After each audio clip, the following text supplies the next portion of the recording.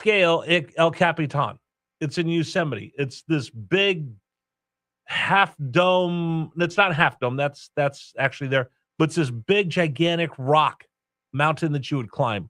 Would you let your second grader, just like I said, who in the world would think, I've got a second grader, I've got a 7, 8-year-old, I've got an 8-under team.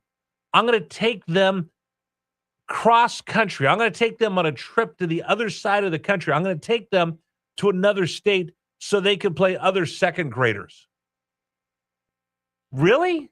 That's what you think is a great investment for your kid? Or is that a great investment for you to hang out so you can live the baseball mom lifestyle and be on Instagram and tell everybody, look at me, look how cool we are. We're going out here. We all have matching gear. I know, and I was going to talk about Donald Trump, but this really has me fired up this morning, and I want to know what you guys think. I think it's horrible. I think it's awful. And here's why I am 100% opposed to all of these travel teams. And there's a bunch of travel league parents that aren't going to want to hear this, but I'll tell you this morning. Why are you doing this? Why is someone investing time in your child? Is it because they're doing it out of the goodness of their heart? They want to teach your child something?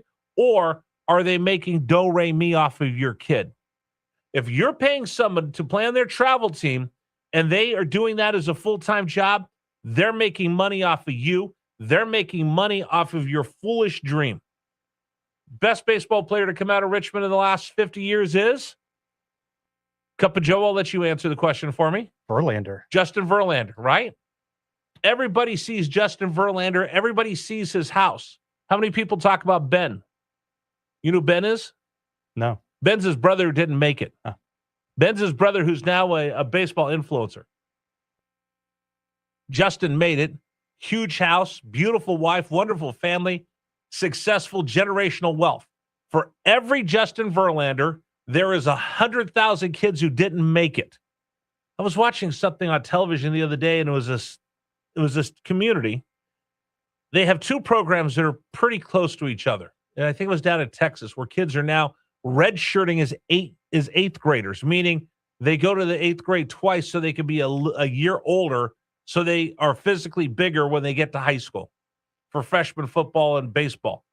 And there's two programs. One, provided by the school, gives them an opportunity to work on their athletic ability, and the study program is all around that. It's free. They've got like 30 kids in it. There's one down the street that cost in the neighborhood of $15,000 for you to send your kid there for the program. They have a waiting list. Why? Because parents feel like I have to invest that into my kids and I'm going to get a return on my investment. Here's what I will tell you as someone who worked in professional baseball.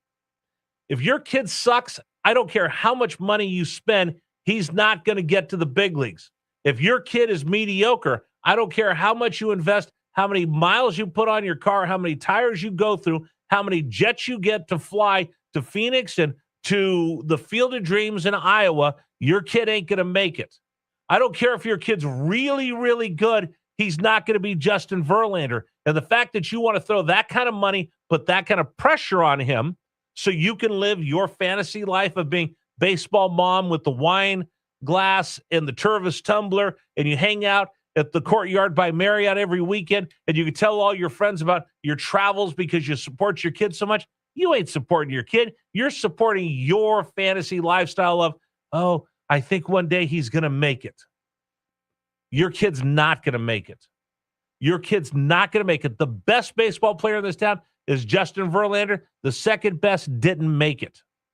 And if you're going to have your kid do that at the age of 8, what are the chances you're going to burn him out by the time he's, 12? What are the chances that you're going to take away the innocence of him just playing? Because you already want to make him a pro and have lessons and all the rest of it. Listen, my son had pitching lessons. Why? Because I didn't have the patience. I didn't understand how to coach him. Because every time he got upset, I got upset. He saw me getting upset back and forth. Funhouse mirror. We couldn't do it until I read Mike Matheny's book and said, your kid is looking at you, and when he sees you upset, he gets upset, and then you see him upset, you get upset. I said, oh, he's not upset at me. He's just frustrated because he can't physically do this. Don't mirror his frustration. After that, great. We worked together very, very well when he gave him pitching lessons.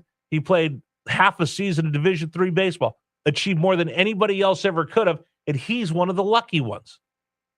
Your kid's not going to make it in the big leagues. I'm here to tell you, I don't care how much you invest. If he doesn't have the physical ability to do it, if he doesn't have the twitch muscles, no coach can teach him that. But there are coaches all across the country that are preaching this, telling you, I'll get your kid to the big leagues. I'm here to tell you they're not. And the whole idea of I've got to tame my kid and have him play someone else somewhere down the line for better competition, here's what I'll tell you. When I looked at the budgets for the baseball teams I worked for, we spent millions of dollars on scouting so we could find your kid. If he's good enough, we'll find him. You don't need to go showcase him everywhere else. And the college coaches, they'll come find him as well. Yeah, okay, you send him to the camp so the coaches get to him. That's one thing. Traveling to Florida to play a game against other kids from Georgia, traveling to Phoenix, traveling to Scottsdale, traveling to Iowa so your kid can go. It's not about that. It's about your kid and your fantasy dreaming of him getting to the big leagues and setting him up for complete and absolute failure. Because when you coddle him like that and you tell him he's special like that, when he doesn't make it, what does he have to fall back on? I laughed. My friend had a batting cage and he gave pitching lessons.